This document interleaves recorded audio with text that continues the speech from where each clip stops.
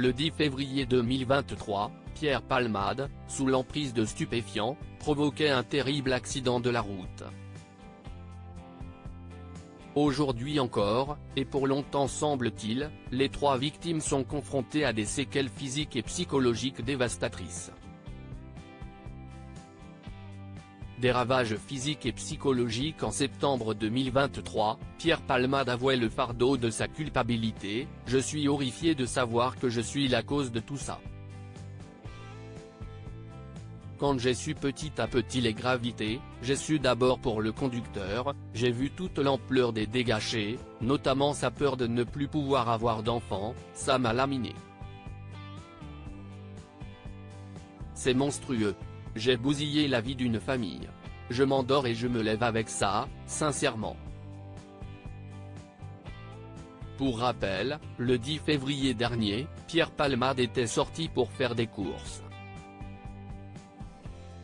Celui-ci, bien que manquant cruellement de sommeil et étant sous l'emprise de drogue, avait tout de même décidé de prendre le volant. Malheureusement, il a percuté violemment une voiture en face, blessant gravement les passagers présents dans le véhicule. Un an après, les survivants endurent toujours les séquelles de ce drame. On a appris dans les colonnes de Closer que le conducteur, hospitalisé 5 mois durant, reste handicapé. Son fils de 7 ans, qui a eu le crâne fissuré et 2 lésions cérébrales, porte les cicatrices de traumatismes physiques et mentaux.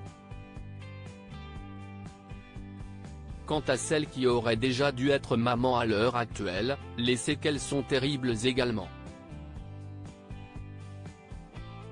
Le cauchemar continue. Mila, la belle-sœur du conducteur, vivait une vie radieuse jusqu'à ce jour fatidique. Enceinte depuis plusieurs mois avant l'accident, elle rêvait des moments qu'elle aurait vécus avec son bébé. Cependant, l'accident a transformé ce bonheur en un cauchemar inimaginable. Après une césarienne effectuée d'urgence, Mila a perdu son enfant, victime d'une hémorragie due à la violence du choc. Les séquelles physiques de Mila comprennent des fractures, un décollement de l'omoplate, et des difficultés motrices. Mais ce ne sont là que la partie visible de sa souffrance. Profondément affectée psychologiquement, celle dont Pierre Palmade a ôté la possibilité de devenir mère serait dans un état de profonde détresse psychique et peinerait aujourd'hui à reprendre une vie normale.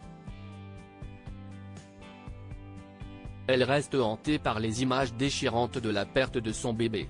Mila a eu droit à un suivi médical et des antidépresseurs, et bien entendu, le soutien indéfectible de son mari.